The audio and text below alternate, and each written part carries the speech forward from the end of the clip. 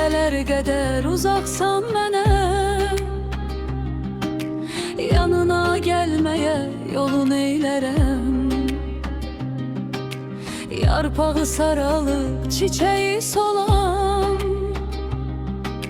çəmənin eylərəm, çölün eylərəm. Sağ ol da demədim, dönüp gedəndə söndürdün ömrümü, sönüp gedəndə sevgi zirvəsindən enip gedəndə mənə yellədin elin eylərəm. Daha istəmirəm solan ömrünü, boşalan ömrünü, dolan ömrünü. Yaşa özün üçün qalan ömrünü, ətiri qoxlanan gülün eylərəm.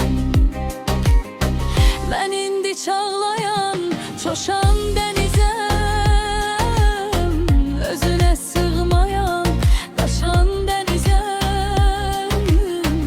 Ürəyi nəğmələr qoşan dənizəm, sular bulanan selin eylərəm.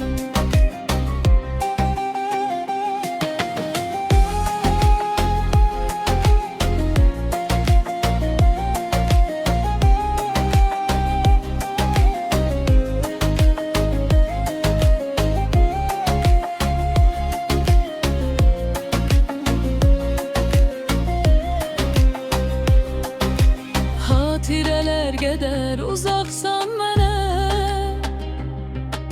yanına gəlməyə yolun eylərəm. Yarpağı saralıb çiçeği solan, çəmənin eylərəm, çölün eylərəm. Sağ ol da demədim, dönüp gedəndə söndürdün ömrümü, sönüp gedəndə sevgi zirvəsindən enip gedəndə mənə yellədin elin eylərəm. Daha istəmirəm solan ömrünü, boşalan ömrünü, dolan ömrünü. Yaşa özün üçün qalan ömrünü, ətiri qoxlanan